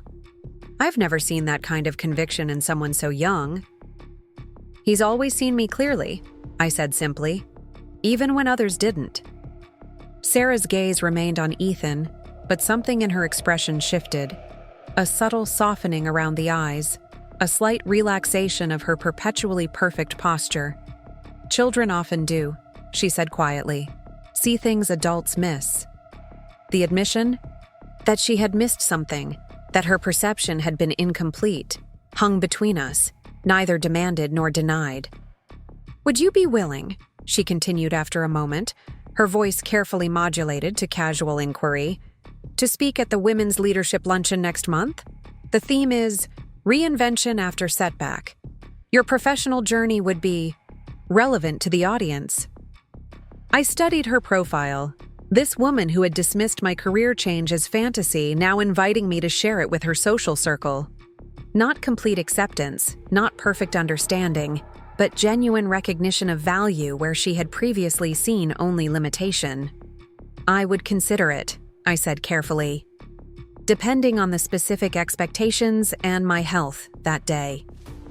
Sarah nodded, accepting the qualified response without the offense she might have taken in the past. "Of course, I'll have the committee chair send you the details, and you can decide if it's feasible." As she rose to continue her circuit of the party, she paused briefly, her hand resting on the back of my chair. "Jennifer," she began, then seemed to reconsider her words. "Thank you for coming today. It matters to the children that you're here. The acknowledgement that my presence had value, that my participation in family events was desired rather than merely tolerated, felt like the closing of a circle that had begun at Easter dinner. Not complete transformation, not perfect reconciliation, but the beginning of something more authentic than what had existed before. As I watched Sarah move through the crowded backyard with her characteristic efficiency, I realized that Easter hadn't magically fixed our relationship. It had simply created an opportunity for something new to begin growing in the space where misunderstanding had previously flourished.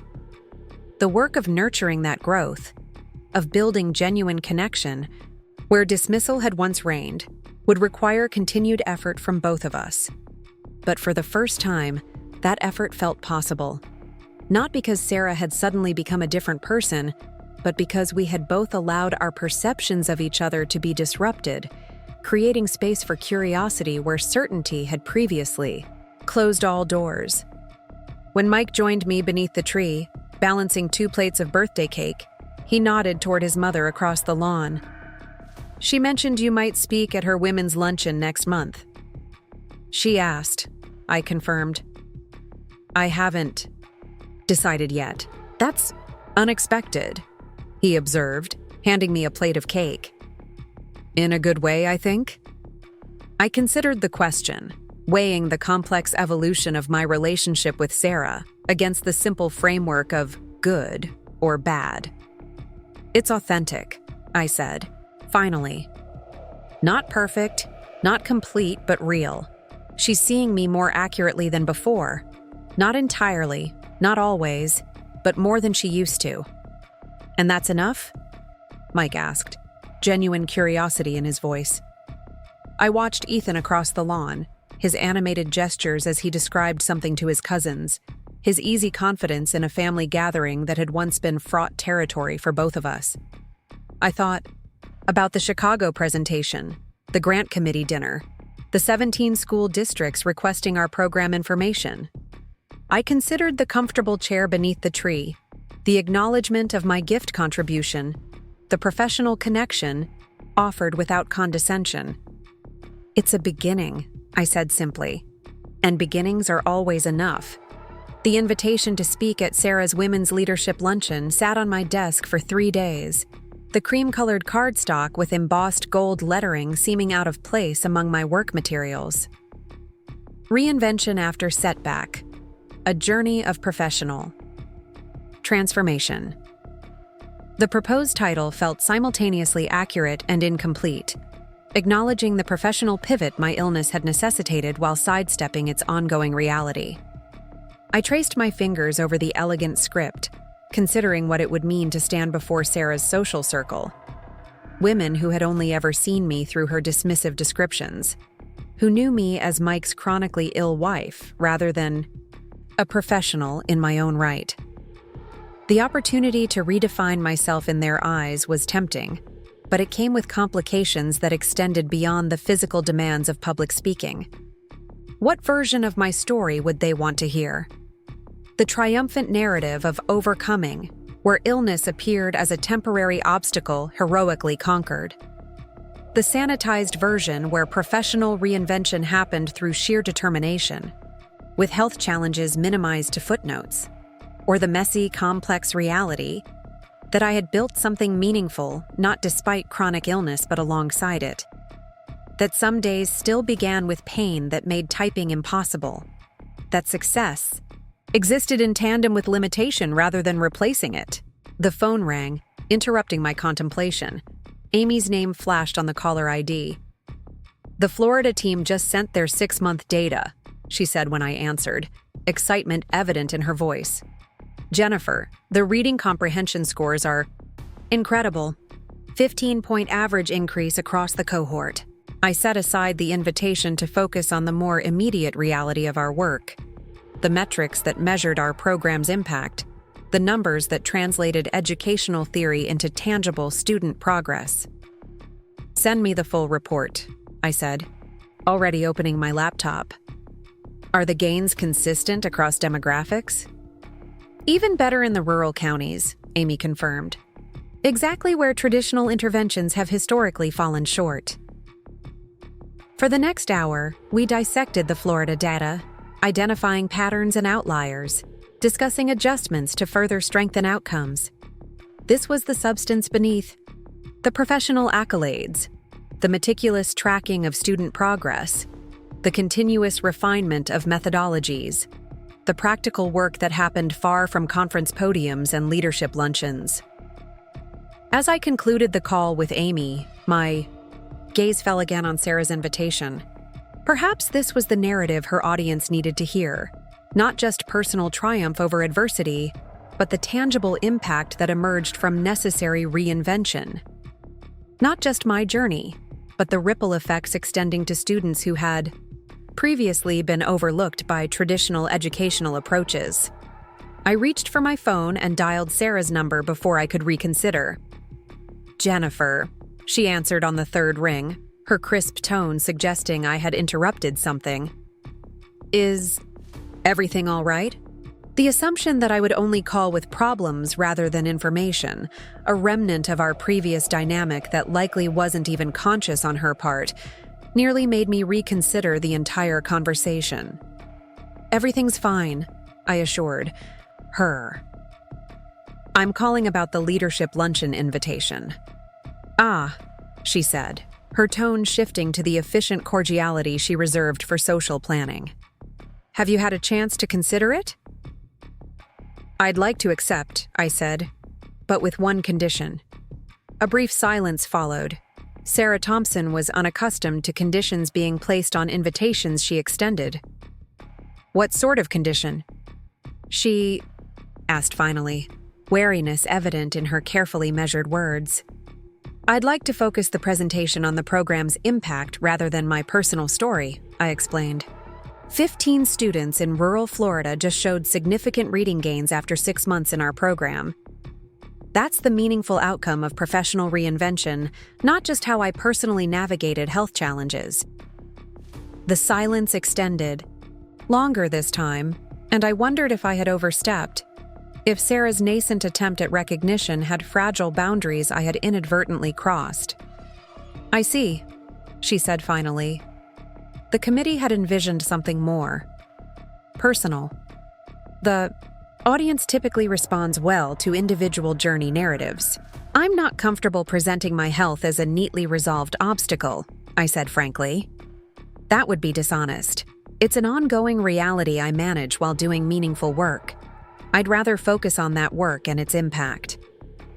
I expected resistance, perhaps even withdrawal of the invitation. Sarah Thompson had specific expectations for events she orchestrated, and deviation from those expectations was rarely accommodated.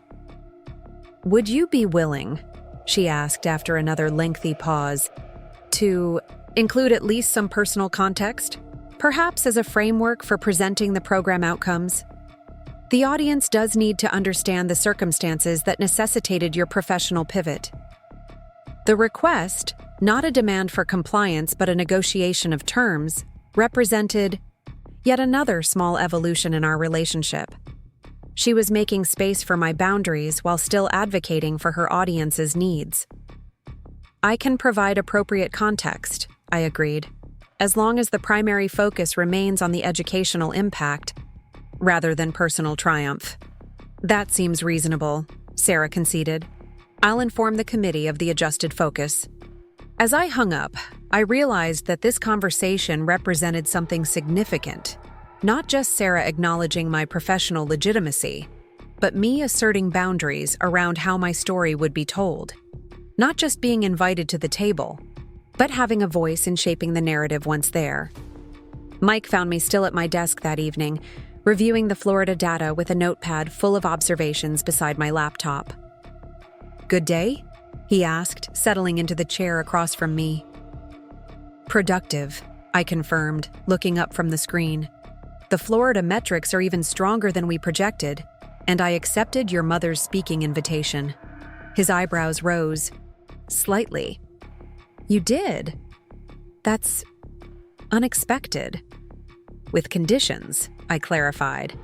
"I'm not comfortable presenting myself as an inspirational, overcoming story when that's not the reality. I'll be focusing primarily on the program's impact, with my personal context as framework rather than focus." "And Mom agreed to that?" Mike asked, genuine surprise evident in his voice. "She did," I confirmed. "With some negotiation, but yes." "Oh," he shook his head slightly, a bemused smile playing at his lips. 2 years ago, she wouldn't have invited you at all. 6 months ago, she would have rescinded the invitation rather than adjust the parameters. Something has definitely shifted." "Not just with her," I observed. "I wouldn't have had the confidence to assert those boundaries before. I would have either declined entirely or forced myself into whatever narrative template she expected, regardless of how inauthentic it felt." Mike reached across the desk to cover my hand with his. "I'm proud of both of you then, for different reasons." The Women's Leadership Luncheon was scheduled for the third Thursday in June, a timing that proved fortunate as my health cooperated relatively well that week. I prepared my presentation with careful attention to balance, enough personal context to frame the professional accomplishments, enough data to substantiate the program's impact, enough narrative flow to engage an audience accustomed to polished speakers. On the morning of the event, I dressed with strategic intention, professional but not corporate, polished but not artificial. A tailored navy dress that conveyed authority without ostentation, minimal jewelry that wouldn't clatter against the microphone, low heels that offered stability without sacrificing appearance, makeup applied to brighten rather than conceal, acknowledging rather than hiding the reality of how chronic illness affected my appearance. As I studied my reflection in the bedroom mirror, I realized how much thought I still devoted to managing others' perceptions, calculating the precise balance of professional competence and health accommodation that would be deemed acceptable. The mental arithmetic was exhausting, a tax on limited energy resources that healthy professionals didn't have to pay. Mike appeared in the doorway, car keys already in hand. "Ready?" "As I'll ever be," I replied, gathering my presentation materials. The drive to the Fairfield Country Club passed in comfortable silence, both of us lost in our own thoughts. This wasn't the first time I had spoken publicly since the Chicago conference.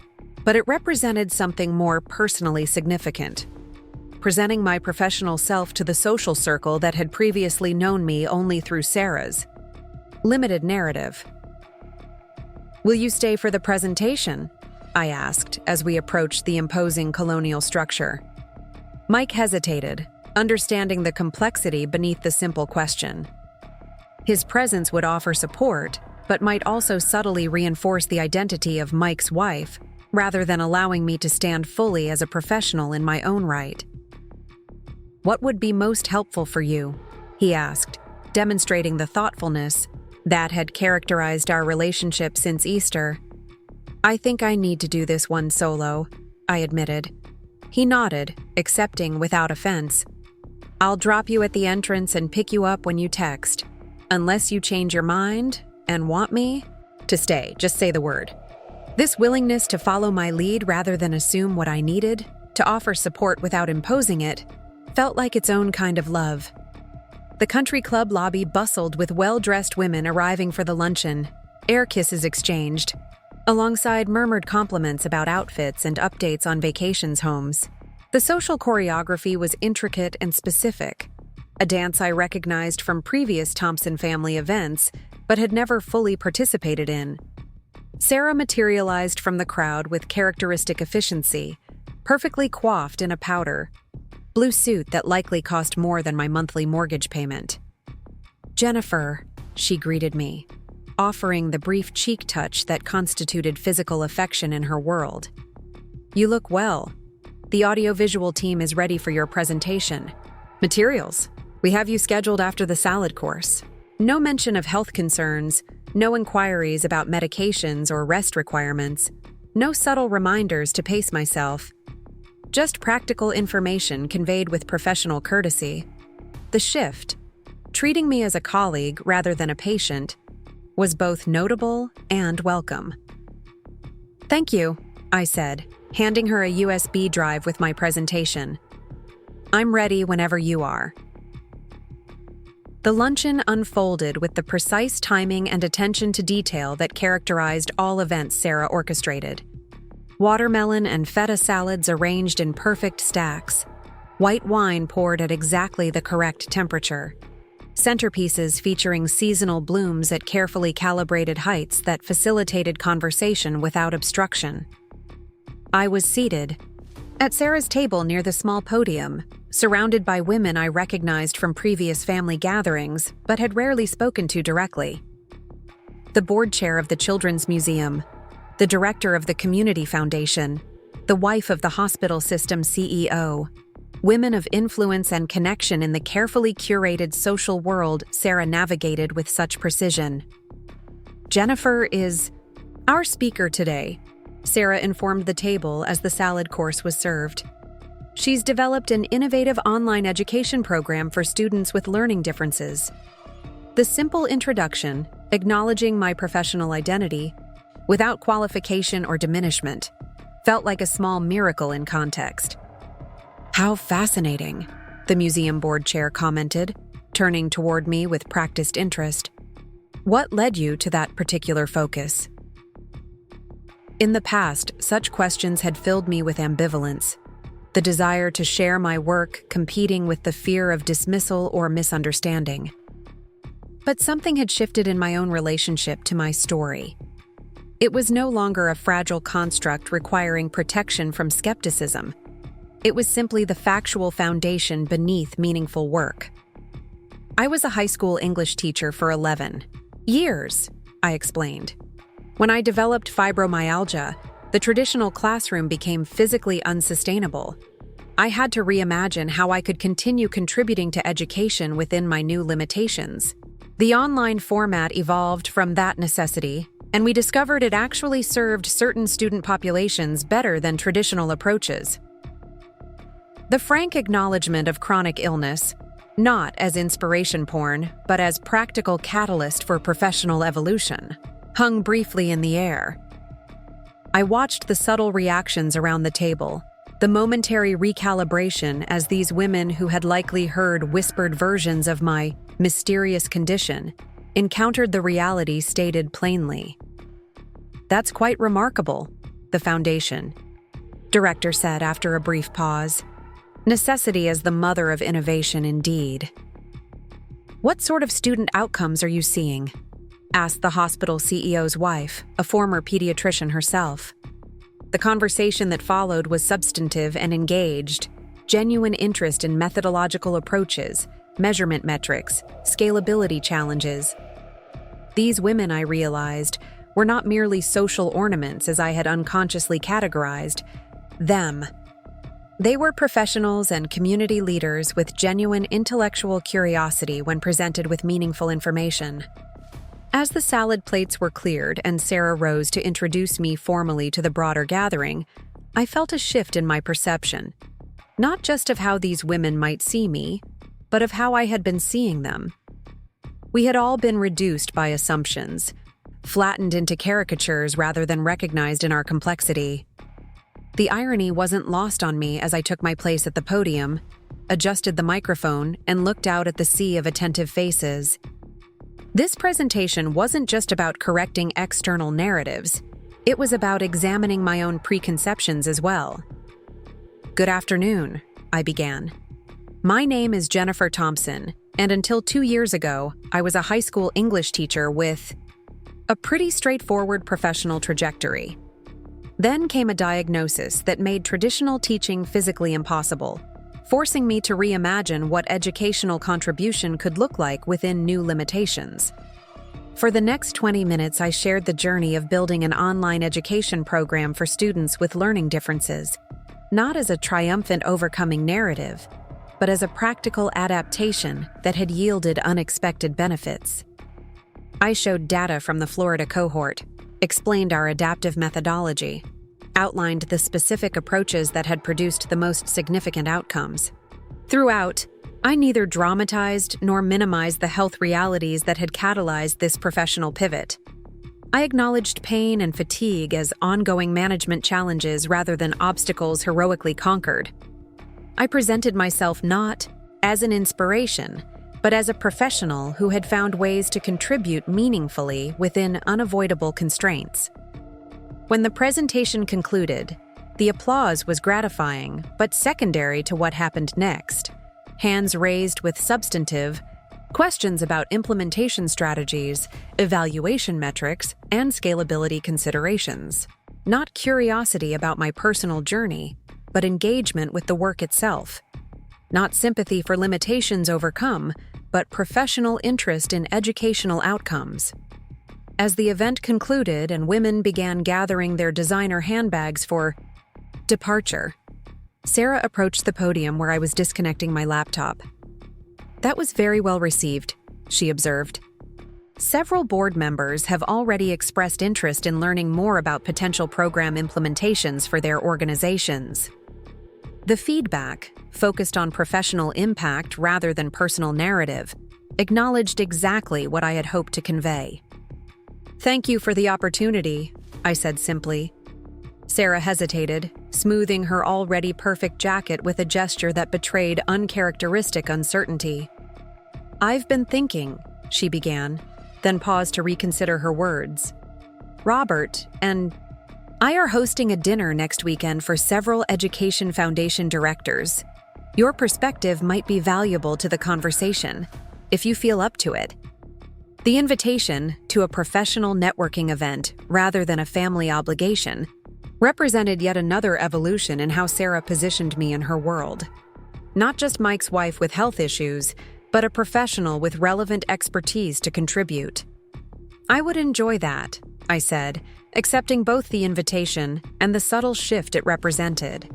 As I texted Mike to let him know I was ready for pickup, I noticed Lisa approaching from across the emptying dining room, her expression holding an unfamiliar hesitancy. "Jennifer," she began, stopping beside me, "your presentation was quite compelling. The reading comprehension data, especially, it's remarkable progress for students who typically struggle with traditional interventions." The specific reference to data points rather than general praise suggested she had been genuinely engaged with the content rather than merely offering polite acknowledgement. "Thank you," I said, somewhat surprised by her substantive feedback. The rural outcomes have exceeded even our initial projections. Lisa nodded, then seemed to gather herself for something requiring effort. I've been considering, she said, carefully, whether your program might be appropriate for my nephew, my husband's sister's son. He's been diagnosed with processing delays that have made traditional reading instruction ineffective. Would it be possible to discuss his specific situation sometime? The request, not just acknowledgement of my professional legitimacy, but active seeking of my expertise, momentarily left me without response. This was Lisa, who had once suggested I was using illness as an excuse to avoid real work, now approaching me as a knowledgeable professional who might help her family member. Of course, I said when I recovered. I'm in the office most mornings, or we could schedule a video call if that's more convenient for you. I'll email to arrange a time, she said with a nod of genuine gratitude. Thank you. As she walked away, I felt something shift in my understanding of our complex family dynamics. The change hadn't happened all at once with Ethan's Easter revelation. It was happening in these small moments of recalibration. Sarah inviting. Me to speaking engagements and professional dinners, Lisa seeking my expertise for a family member, Robert mentioning my program to colleagues. Not dramatic transformation, not perfect reconciliation, but gradual evolution towards something more authentic than what had existed before.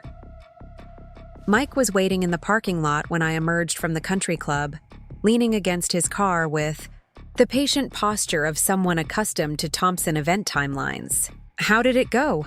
He asked as I approached. Better than expected, I admitted. They were genuinely engaged with the content rather than just the personal narrative. And your mother invited me to a professional dinner next weekend with education. Foundation directors. His eyebrows rose slightly. Wow, that's significant. And Lisa asked about the program for her nephew, I added, still processing that unexpected development. She wants to schedule a consultation. Mike let out a low whistle. The Thompson women seeking your professional expertise. If you'd told me 6 months ago this would happen, I wouldn't have believed it. Me neither, I acknowledged. It's still complex and imperfect, but it's evolving into something more honest than what existed before. As we drove home, I found myself thinking about narratives, how they shape our understanding of ourselves and others, how resistant they can be to revision, how powerful it is when they finally begin to shift. For years, the Thompson family narrative had positioned me as the chronically ill daughter-in-law whose career change was a sad necessity rather than a meaningful pivot. That narrative had been comfortable for them, requiring nothing more than occasional sympathy rather than genuine engagement. Ethan's Easter revelation had disrupted that narrative, creating an opening for a new story to begin taking shape. Not all at once, not without hesitation and occasional regression, but genuinely. Nonetheless, and perhaps more importantly, my own narrative about myself had shifted as well. I no longer felt compelled to minimize health challenges to be taken seriously professionally. I no longer apologized for limitations while simultaneously downplaying their impact. I no longer separated different aspects of my identity as if they couldn't coexist in honest conversation. I had found a way to be whole rather than fragmented, a professional with meaningful contributions to make, and a person managing ongoing health challenges, neither identity diminishing the other. The following weekend's dinner with Education Foundation directors marked another milestone in this evolving narrative. Seated at the Thompsons' formal dining table, not as Mike's wife with health limitations, but as a professional with relevant expertise, I engaged in substantive conversations about educational access, measurement metrics, and implementation strategies. When fatigue began setting in midway through the evening, I didn't push through with gritted teeth as I would have in the past, nor did I make excuses for an early departure. Instead, I simply transitioned from active participation to more selective engagement, conserving energy while remaining present. To my surprise, Sarah noticed this subtle shift and created space for it without drawing attention to it, directing conversation to others when my energy visibly flagged, positioning coffee service near my place at the table to minimize movement requirements, concluding the dinner slightly earlier than the usual Thompson timeline. The accommodations weren't perfect or complete, but they represented genuine attempt to see and respond to needs that had previously been dismissed or ignored. Not out of sudden saintly transformation, but from the gradual recognition that my limitations were real rather than performative, that accommodation wasn't coddling but practical necessity for meaningful participation. In the months that followed, this evolution continued in small but significant ways. Lisa brought her nephew for a program consultation and became an unexpected advocate for our methodology after seeing his initial progress. Robert mentioned our rural outcomes to colleagues at a medical conference, resulting in a potential partnership with a Children's Hospital neurodevelopmental program. Sarah included me in professional conversations that aligned with my expertise, rather than just family events that fulfilled social obligations. None of these changes erased history or transformed fundamental personalities. Sarah remained status-conscious and performance-oriented. Lisa still navigated life through a lens of competitive achievement. Robert continued viewing most situations through the clinical perspective of his surgical training. They were still the Thompsons, with all the complicated family dynamics and ingrained patterns that entailed. But something had shifted in how they positioned me within that family system. Not just Mike's chronically ill wife, but a professional with legitimate expertise and contribution. Not just a health challenge to be accommodated, but a person with multifaceted identity that included but wasn't limited to physical limitations. Most importantly, something had shifted in how I positioned myself, not constantly braced for dismissal or judgment, not perpetually proving legitimacy or minimizing limitations, not fragmenting my identity into compartments deemed acceptable for different audiences. I existed fully, complexly, honestly. A woman who had built something meaningful from unexpected life circumstances. A professional making genuine contribution within unavoidable constraints. A person neither defined solely by illness nor required to pretend it didn't exist. The journey wasn't complete. The narrative wasn't perfectly resolved. The relationships weren't magically transformed. But something authentic had taken root in the space where misunderstanding had previously flourished. Not because others had suddenly become different people, but because we had all allowed our perceptions of each other to be disrupted, creating room for complexity where simplistic categorization had previously reigned. And in that complexity, that disruption, that evolution of narrative, I found something I hadn't realized I was seeking. Not external validation or perfect understanding, but the freedom to exist exactly as I was, limitations and capabilities, held in the same honest light. Up next, you've got 2 more standout stories right on your screen. If this one hit the mark, you won't want to pass these up. Just click and check them out.